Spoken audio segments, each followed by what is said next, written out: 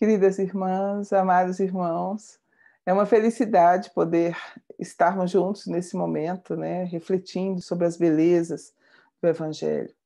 O nosso objetivo é trazer realmente o trabalho de André Luiz, Amélia Rodrigues, para que possamos refletir, para que possamos aprender com esses espíritos lindos o significado das palavras de Jesus. Por isso que o título do nosso trabalho é Caminhos para o Evangelho. Então, aqui vamos estudar Emmanuel, né, Humberto de Campos, a obra extraordinária de Ivone Pereira, também vamos chegar até lá. Então, estamos começando, né, a percorrer esses caminhos para o Evangelho, junto com esses espíritos maravilhosos.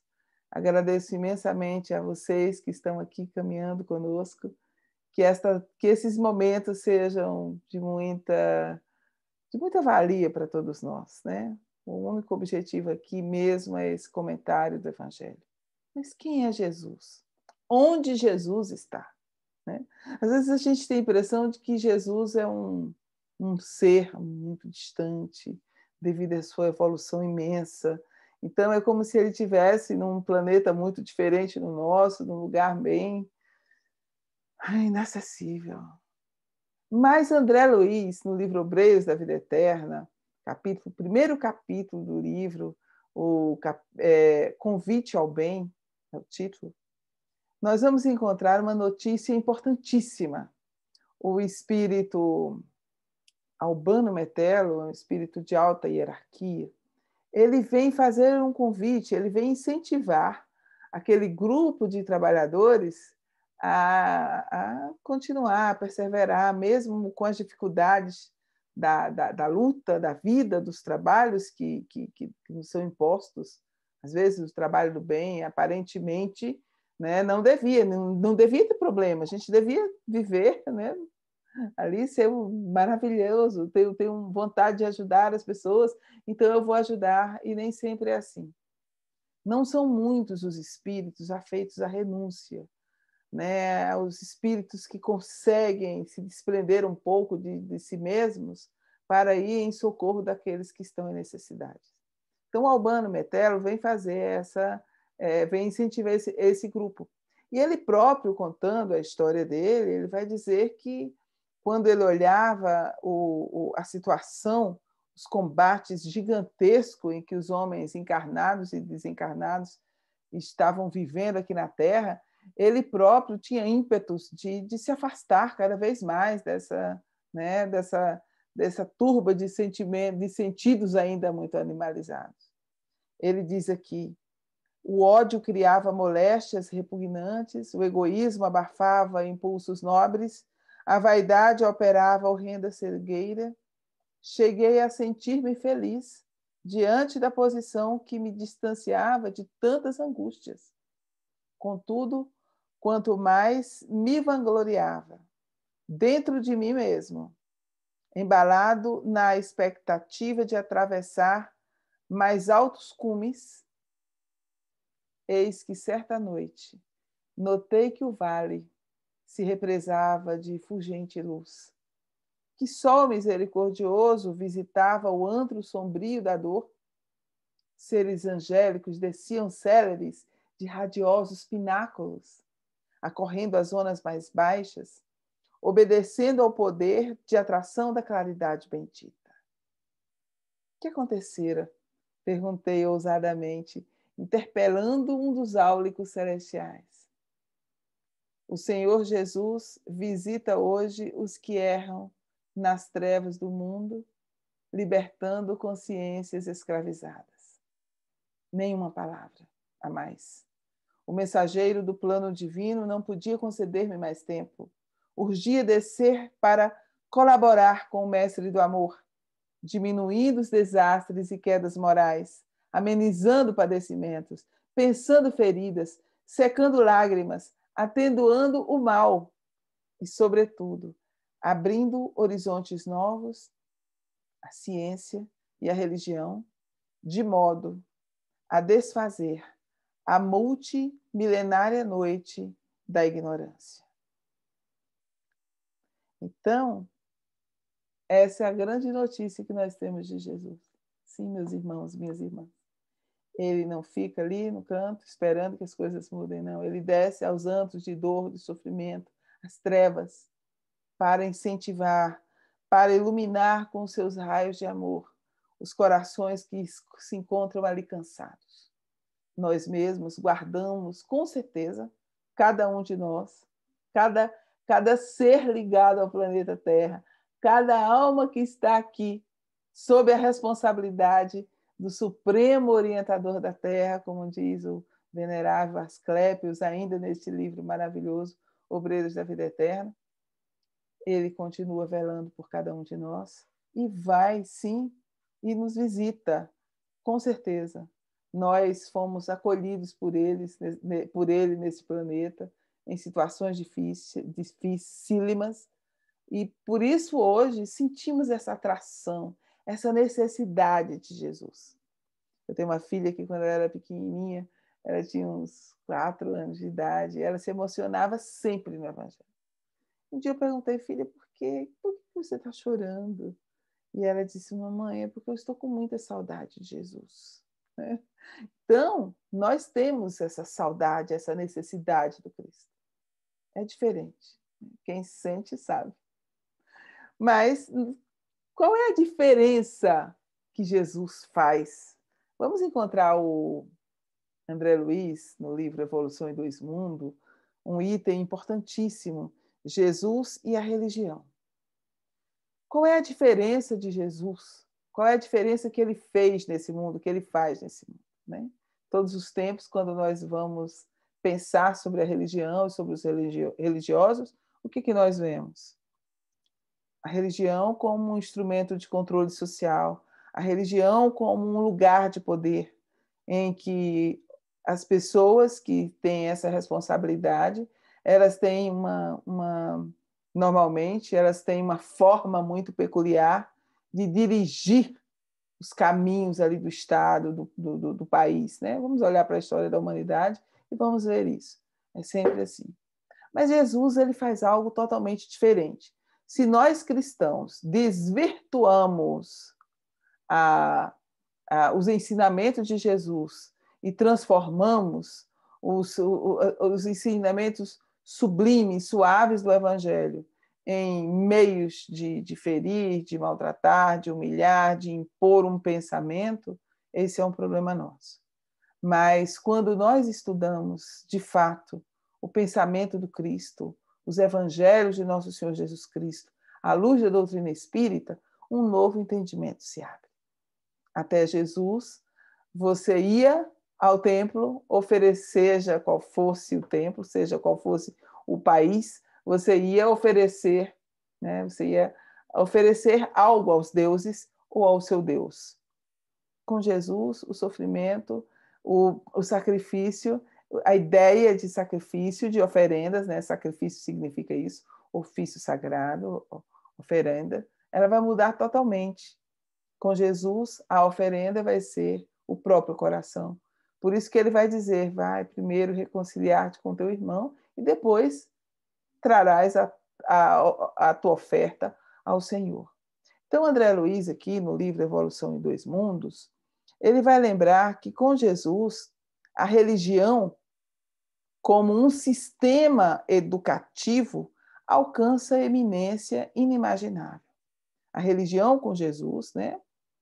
O Evangelho, o modo como Jesus vem fazer essa nossa religação com Deus, né? Religião significa isso, né? Religar. Esse modo como nós vamos caminhar para Deus é totalmente diferente.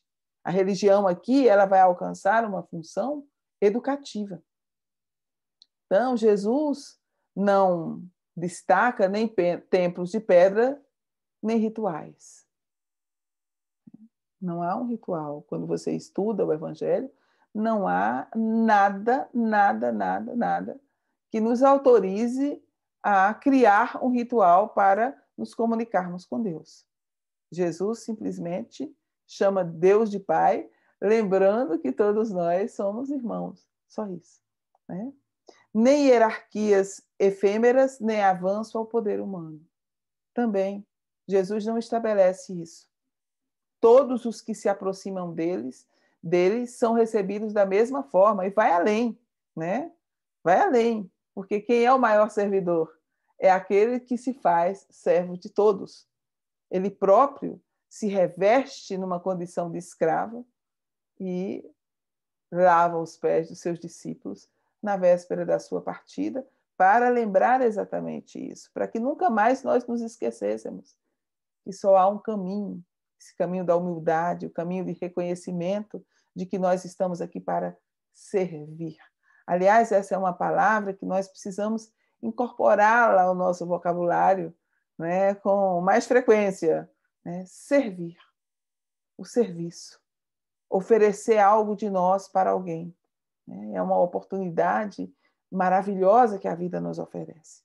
Então, André Luiz continua aqui. O mestre desaferrou-lhe as arcas do conhecimento enobrecido e distribui-lhes os tesouros. Esse conhecimento espiritual pertencia a uma casta, a casta dos sacerdotes, a casta dos responsáveis por essa intermediação entre a terra e o céu.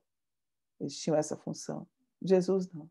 Jesus começa a oferecer esse tesouro do conhecimento, a mostrar quem são os bem-aventurados, quem são os felizes, a mostrar, falar das muitas moradas que há na casa do Pai, a consolar os aflitos, a acolher os pecadores, né? Os necessitados.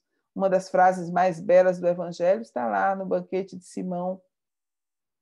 Ele vai dizer, quando aquela mulher que se aproxima de Jesus, em lágrimas, unge os seus pés com óleo e em lágrimas ali, ela, né, banha com as suas lágrimas os pés do Cristo, enxuga com os seus cabelos, né? Tem, né, da tradição cristã, nós temos essa história belíssima. Ele vai dizer naquela hora, quando o Simão, aquele que havia convidado, pergunta, né, lá dentro de si mesmo, ali nos seus pensamentos, né, se esse homem soubesse quem é essa mulher, e ele diz para Simão: Simão, ide e aprendei o que significa misericórdia quero e não sacrifício, né? Então, essa é a ideia.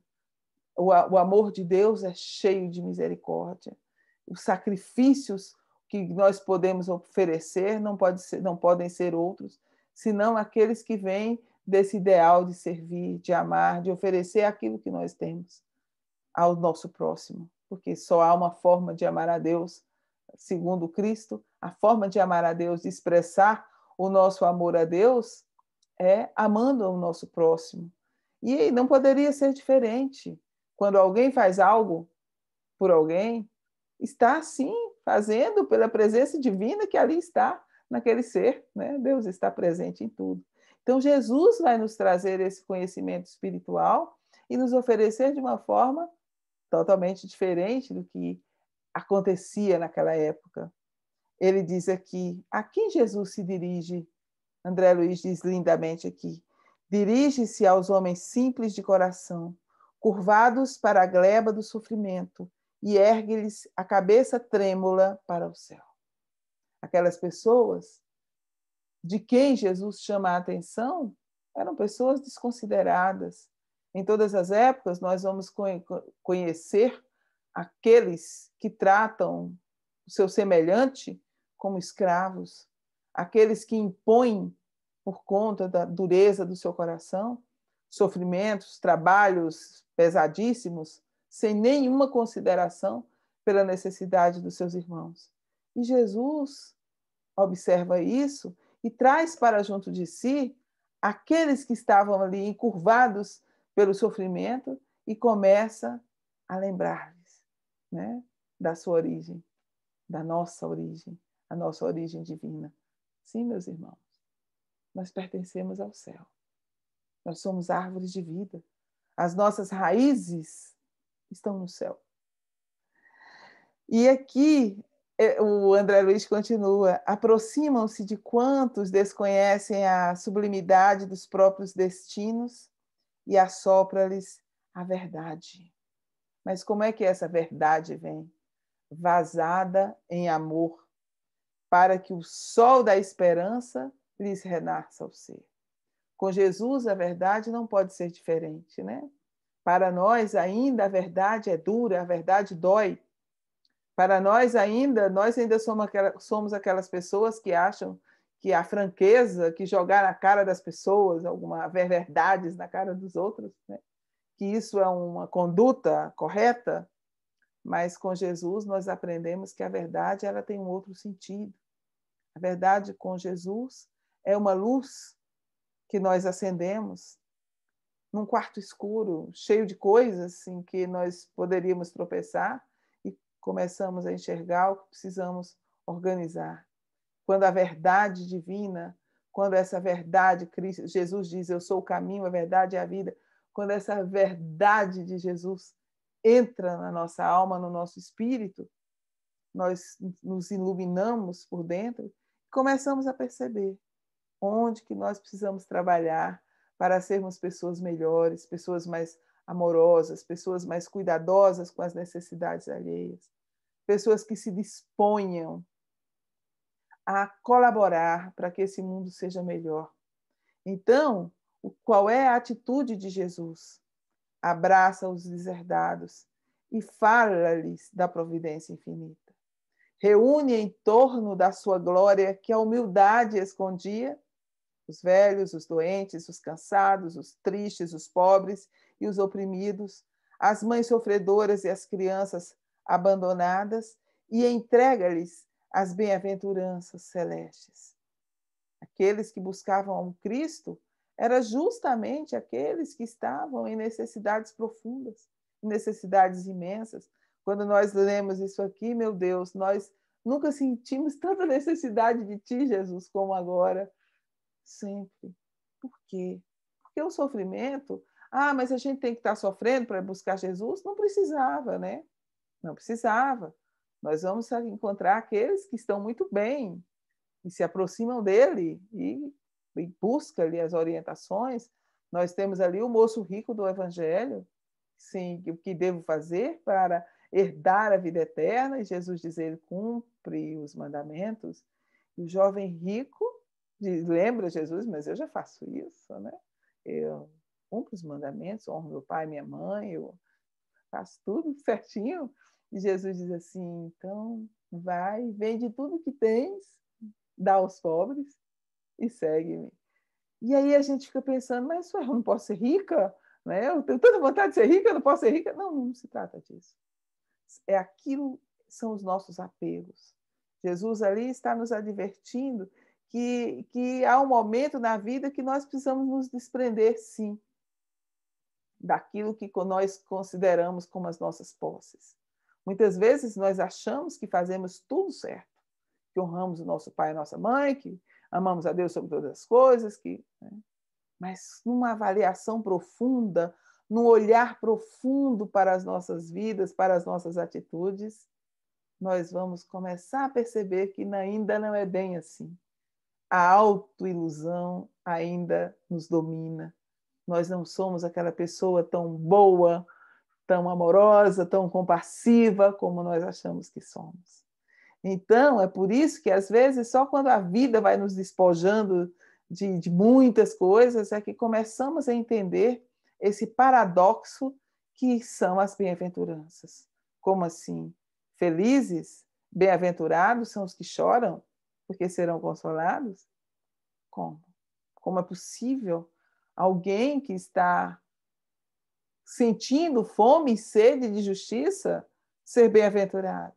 E começamos a questionar as palavras de Jesus, porque elas vêm com outro sabor, com um sabor de eternidade. Então, aqui ele vai continuar. Jesus nos ensina, né, que a felicidade não pode nascer das nossas posses efêmeras que se transferem de mão em mão. Tudo que eu tenho, eu vou deixar para alguém. Tudo que eu construí tão avidamente, a custo de tanto sacrifício meu, e muitas vezes, na maioria das vezes, do sacrifício de tantas pessoas, do trabalho de tantas pessoas que eu só olhava para elas como máquinas de atender às necessidades, né, de produção, para produzirem os meus bens e não me lembro das necessidades delas, que elas são tão humanas quanto eu, tudo isso eu vou deixar um dia. A felicidade só pode nascer, segundo nós, o entendimento da felicidade, segundo Jesus, só pode nascer da caridade. O que é a caridade? Benevolência para com todos. Benevolência para com todos. Isso só basta para definir a caridade, né? Eu posso ser uma pessoa imensamente benevolente, de coração aberto para todas as pessoas, para todas as coisas. Ter um olhar especial para a vida, ser gentil, amorosa, doce, meiga. Mas a caridade pede um pouco mais, pede indulgência para com as faltas alheias, porque é muito fácil ser bom com os bons, né? É muito fácil ser benevolente com as pessoas que são pessoas que também são benevolentes. Por isso que os espíritos superiores, em O Livro dos Espíritos, eles acrescentam benevolência para com todos, indulgência para com as faltas alheias e perdão das ofensas. Nós não podemos caminhar sem perdão. Então, a caridade tem esse significado, né? O entendimento, né? O entendimento, a nossa capacidade de buscar o conhecimento, de entender as verdades eternas, a modéstia, do trabalho. A felicidade não pode estar longe, em hipótese alguma, do trabalho. O que é trabalho?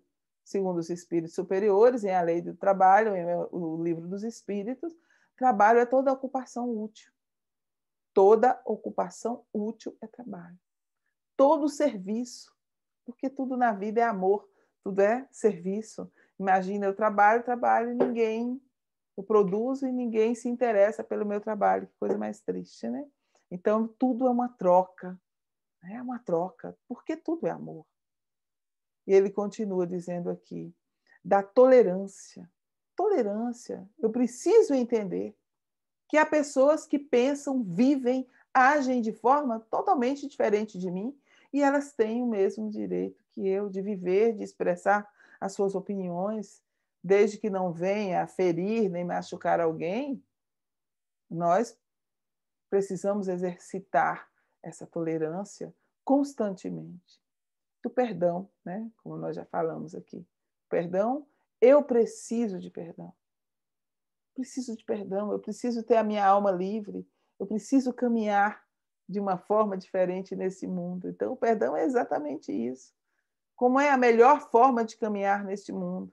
É sempre compreendendo que entre guardar a mágoa, o ressentimento, o rancor, guardar a ofensa e me libertar dessa ofensa, desse rancor, desse ressentimento, ou seja, perdoar, eu vou ser muito mais feliz, naturalmente, perdoando, né? Isso é inquestionável. Ele diz aqui, agora é André Luiz falando, afirma-lhes que a casa de Deus está constituída por muitas moradas, nos mundos que enxameiam o firmamento, e que o homem deve nascer de novo para progredir na direção da sabedoria divina. Meu Deus, eu amo André Luiz. Há muitas moradas na casa do Pai. Claro. Quando nós olhamos para o céu, quantos e quantos mundos maravilhosos devem existir?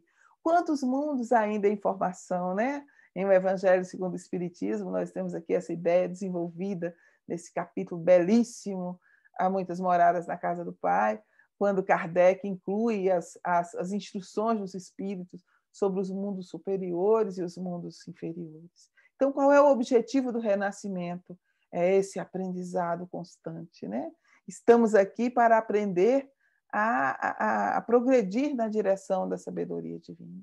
Nós precisamos nos desenvolver nesse aspecto, alcançar o entendimento das coisas celestiais. Proclama que a morte não existe e que a criação é beleza e segurança, alegria e vitória em plena imortalidade. Não existe morte. O que existe é o encontro com a nossa consciência. Por isso que os dias na Terra são tão importantes para que nós possamos refazer os nossos destinos, refazer os nossos caminhos. Temos desafios, obstáculos a vencer, mas é Ele próprio que nos diz, né? Nas vossas aflições, tem de bom ânimo, eu venci o mundo. André Luiz continua.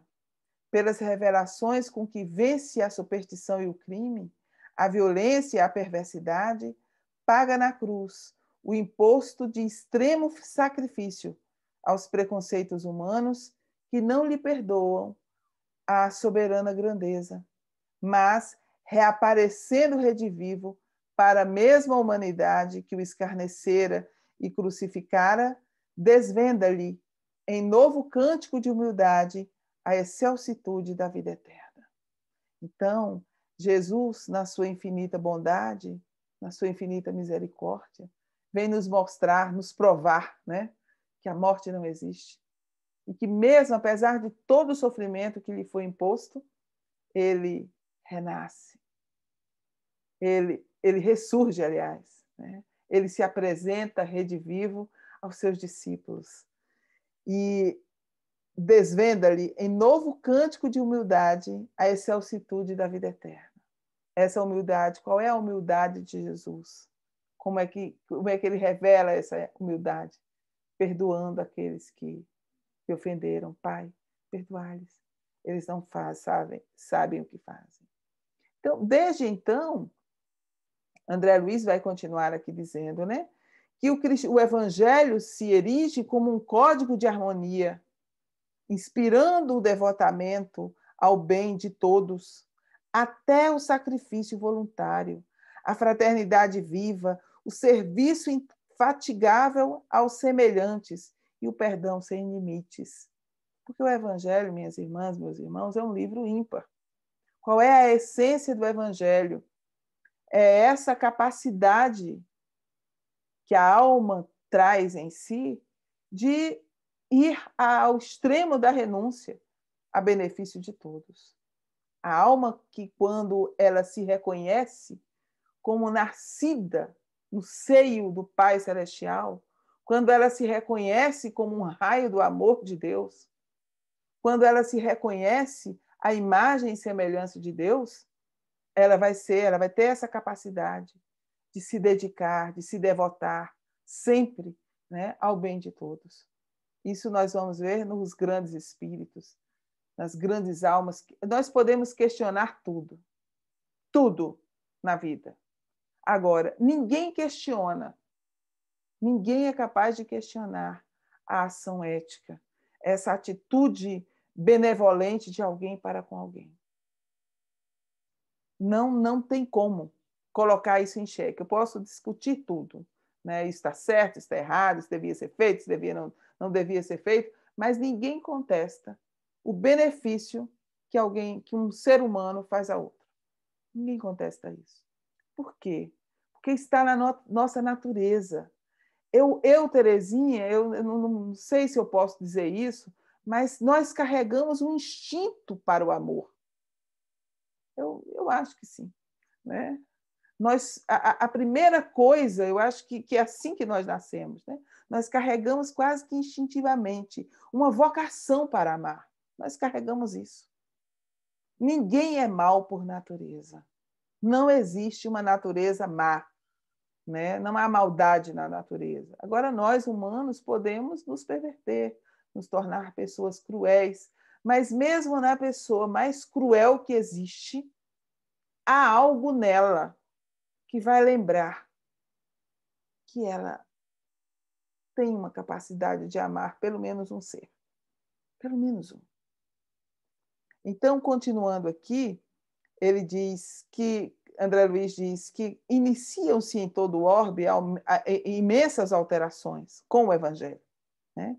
Quais são as alterações, as mudanças que há no campo do pensamento humano, das ideias, né? O que começa a nascer, ainda que timidamente, palidamente? Jesus vai dizer que o Evangelho é o fermento que aquela mulher coloca, uma medida de fermento em 3 medidas de farinha, né? O reino de Deus é como esse, ele vai dizer nessa parábola, né? Como essa medida, porque o fermento é o que faz com que a massa cresça, com que a massa possa ficar pronta para ir para o forno, para ser assada e servida para todas as pessoas, né? Aqui nós vamos ver o Evangelho como esse fermento. Ele diz aqui, a crueldade metódica metódica cede lugar à compaixão. Sim, compaixão. Lembre-se que na época do Cristo, as pessoas se divertiam em verem outras pessoas se matando, né? Os gladiadores. Os troféus sanguinolentos da guerra desertam dos santuários. Não se concebe, nos dias de hoje, é inaceitável que alguém ganhe uma guerra e leve o santuário, o troféu, para oferecer a Deus, né? Mas era assim. Ofereciam aos deuses que protegeram naquela batalha. Ainda há pessoas que acham que Deus vai, né, ficar do lado delas contra o inimigo delas. Mas essas pessoas ainda não têm o alcance da essência do Evangelho, ainda não tem mesmo, né? Ainda não tem uma noção do que significa esse amor de Deus pelos seus filhos. Quando alguém pensa que Deus é capaz de fazer o bem, né? Deus faz o bem a mim, mas castiga aquela pessoa que me fez o mal, ela ainda não conseguiu entender a essência do Evangelho, que diz que Jesus vai dizer isso, que Deus faz com que o seu sol se levante sobre bons e maus e a chuva caia sobre justos e injustos. Então, continuando, André Luiz vai dizer: a escravidão de homens livres é sacudida nos fundamentos para que se anule de vez. 2000 anos atrás, a escravidão era uma regra. Hoje é inaceitável. As leis vão se modificando, por quê? Porque o espírito do Cristo foi o espírito do Evangelho. O Evangelho é o próprio Jesus, né? Jesus é o próprio Evangelho. Esse espírito vai sendo introduzido no pensamento humano.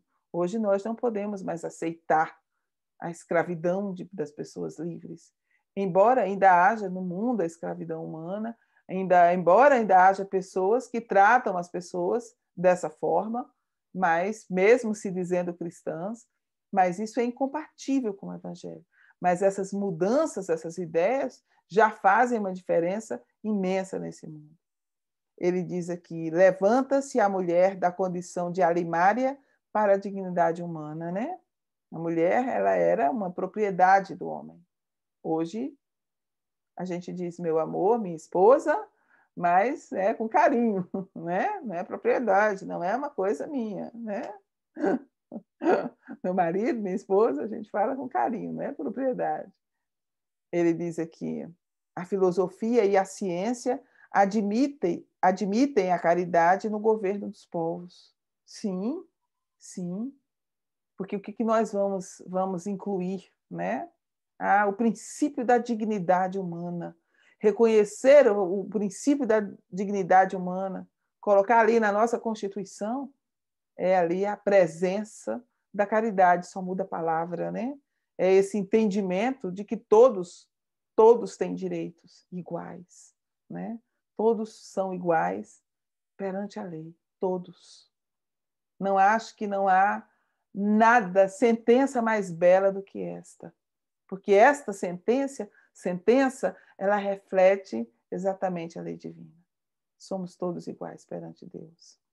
Ele diz aqui: o ideal da solidariedade pura começa a fulgir sobre a fronte do mundo. Solidariedade pura e simples. Nós vamos encontrar nessa atitude dos primeiros cristãos.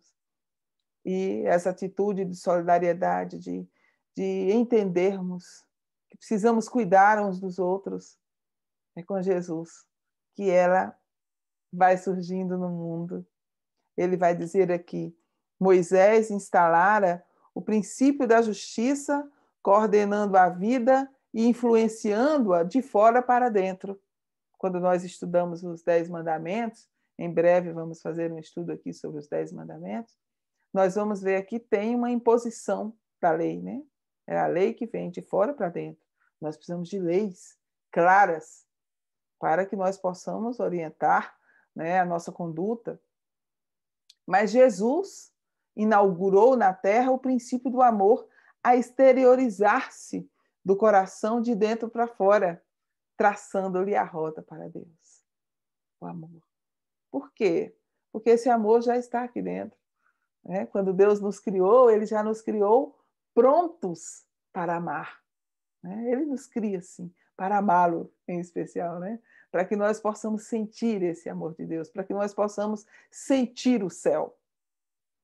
Ele continua aqui: e eis que o cristianismo, grandioso e simples, ressurge agora no Espiritismo, induzindo-nos à sublimação da vida íntima, para que a nossa alma se liberte da sombra que a densifica, encaminhando-se renovada para as culminâncias da luz.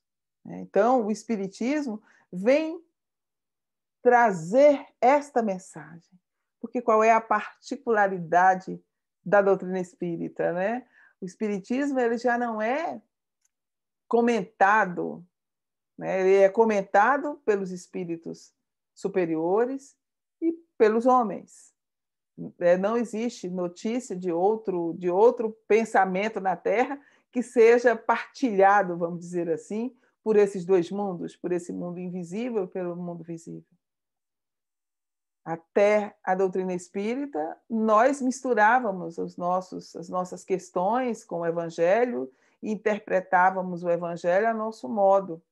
Com a doutrina espírita, nós temos as instruções dos espíritos superiores, o modo como nas esferas mais altas esse Evangelho é compreendido. Então, meus irmãos, minhas irmãs, qual é o objetivo do Espiritismo? A libertação da nossa alma, né? A libertação da sombra que nós carregamos ainda, para que nós, renovadamente, para que nós possamos cada vez mais nos interiorizarmos, cada vez mais nós possamos entender que carregamos um santuário na nossa própria alma, como diz o apóstolo Paulo, né? Somos templos, sim, do Espírito Santo que habita em nós, do Espírito Divino, da presença divina em nós. Quero agradecer a vocês mais uma vez pelo carinho. Se alguém quiser, fique à vontade para comentar. Que Deus nos abençoe, que Jesus nos oriente a vida e que onde nós estivermos, possamos ser aquele coração que possa oferecer um pouco de luz para este mundo. Que Jesus nos dê muita paz. Muito obrigada mais uma vez, minhas queridas, meus queridos. Até mais.